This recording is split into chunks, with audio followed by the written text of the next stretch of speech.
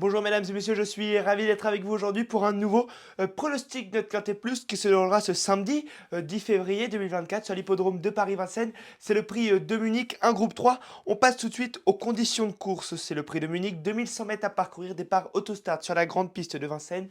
C'est une course attelée bien évidemment, 14 partants, 90 000 euros de location, c'est un groupe 3. C'est une course européenne pour des 6 à 11 ans et au moins gagné 130 000 euros, mais pas 515. Donc c'est quand même des chevaux d'assez bonne qualité. C'est des chevaux qui sont juste en dessous les très bons, peut-être pas, mais en dessous la catégorie groupe 1.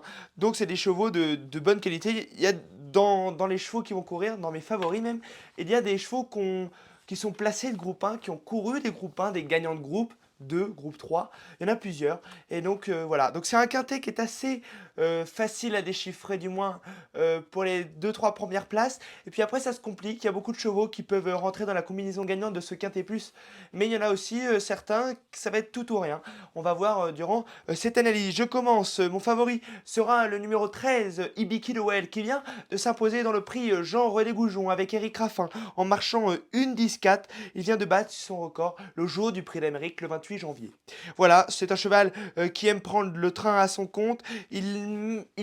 Dernièrement, il nous a montré qu'il savait finir. Parce que même moi, il m'a impressionné. Je pensais que c'était un cheval que de train. Et il est venu en fait dans les 500 derniers mètres et il a ajusté tout le monde. Pas de grand chose, mais avec facilité. Je pense qu'aujourd'hui, il sera difficile à battre. Associé à Eric Raffin qui le connaît par cœur, l'entourage est confiant. Voilà, pour moi, il n'y a pas d'ombre au tableau, à part son numéro, le numéro 13 à l'autostart, qui n'est jamais un numéro facile à négocier. Voilà, c'est le seul I qui va partir avec le numéro 4 derrière l'autostart, dans la deuxième ligne de l'autostart, pardon.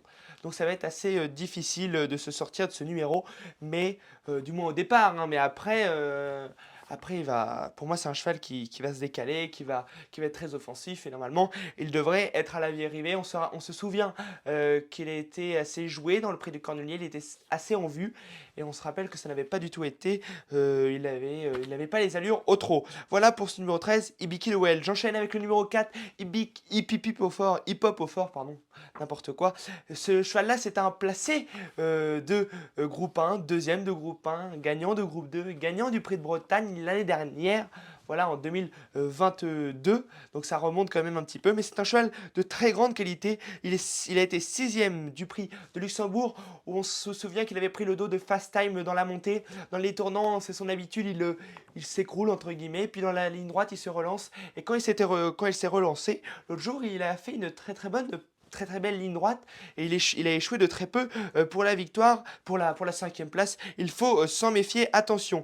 Il peut réaliser ce numéro 4, Hip Hop au fort, surtout que il a un bon numéro. Il a gagné le prix Jean Dumouche lors de son avant-dernière sortie. Voilà pour le numéro 4, Hip Hop au fort. On enchaîne avec le numéro 6, Bilo Jepson. C'est absolument un métronome sur le parcours en 8 tentatives. C'est 2 victoires et 4 places dans les 3 premiers. Pour moi, c'est un super cheval, mais dernièrement, il n'a pas été menaçant dans le prix de Luxembourg. C'est un très bon finisseur. S'il a le bon parcours, il peut largement être dans les 3, surtout qu'aujourd'hui, il sera déféré des 4 pieds. Donc pour nos amis turfistes, il faut absolument le garder. Ce numéro 6, Bilo Jepson. David Thomas ne le connaît par cœur. Pour moi, il n'y a pas d'ombre au tableau, à part sa récente sortie lors du prix du Luxembourg. Il n'a pas du tout été menaçant alors qu'il était assez joué.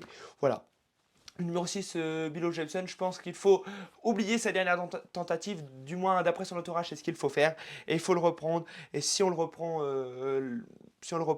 normalement, il doit être dans les 5 premiers. J'enchaîne avec le numéro 3, Always the K, cheval qui met son cœur sur la piste. Il sera associé à son mentor, Alexandro Gocciadoro, quatrième du Luxembourg, battu à la fin pour la troisième place. C'était dommage parce que il avait été devant, puis il s'était laissé relayer dans la descente. Bon, il y avait eu plein de changements de place et puis il avait échoué de très peu pour la troisième place. C'est que partie remise. Il a eu un petit souci lors de sa préparation pour ce prix de Munich, mais tout est rentré dans l'ordre d'après son entourage. Une confirmation est attendue pour ce numéro 3 qui est un bon numéro. J'enchaîne avec le numéro 9, Avedream. Il sera déféré des 4 pieds récents. Second, Ibiki Lowell dans le prix Jean-René Gouchon. Il n'a pas un très bon numéro. Il n'a pas été gâté par son numéro, c'est le numéro 9, le numéro tout à l'extérieur. On pourrait le considérer comme le plus mauvais numéro avec le numéro 18. Bon, le numéro 9, Mathieu Abrivard sera son sulky. Il faudra, il faudra s'en sortir, mais je pense qu'il en a tout à fait les moyens. Mais il a un parcours. Mais avec un bon parcours, il peut rentrer dans le quintet. J'enchaîne avec le numéro 1, Sayonara a été décevante dans le prix du Luxembourg, mais elle a été plusieurs fois prise en note, hein. On se rappelle dans le prix de Belgique où elle avait fait une ligne droite assez folle, assez superbe. Je me rappelle de cette jument qui finissait très vite. Si elle refait cette performance-là, pour moi, elle peut même gagner. Je l'avais mis en tête dans mon ticket lors du prix du Luxembourg. Elle m'avait carrément, vraiment, vraiment déçu. De toute façon, elle était 11e, donc c'était assez exécrable. Bon, d'après son entraîneur, c'était un problème de du déferrage, l'adhération n'avait pas été bonne, etc.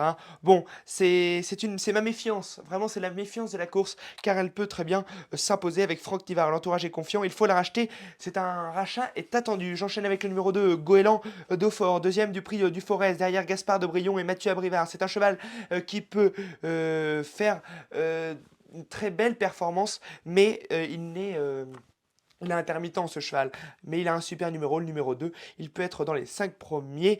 C'est une question de parcours. Ce cheval qui sera associé à Damien Beaune qui le connaît très bien. J'enchaîne avec le numéro 12, Oscar LL, 5e du prix Jean-René Goujon, en finissant correctement à gagner sur le parcours le 16 décembre 2023. Il peut prendre une place à Lucie à l'issue d'un bon parcours. Voilà mon quintet plus.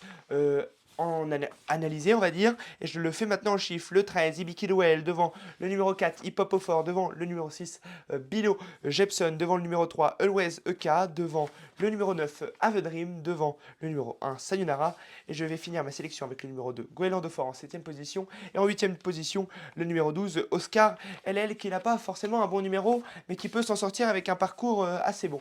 Voilà pour mon quintet plus de ce prix de Munich, c'est ce samedi à 15h15 sur l'hippodrome de Paris-Vincennes. Ne loupez pas le rendez-vous. Je vous dis à bientôt. N'hésitez pas à vous abonner, à liker, à partager cette vidéo si cela vous a plu. Vraiment, on fait du mieux que l'on peut pour vous détailler des pronostics régulièrement, pour vous aiguiller dans ces quintés. Je vous dis à bientôt sur le turf 1 et bonne chance à tous.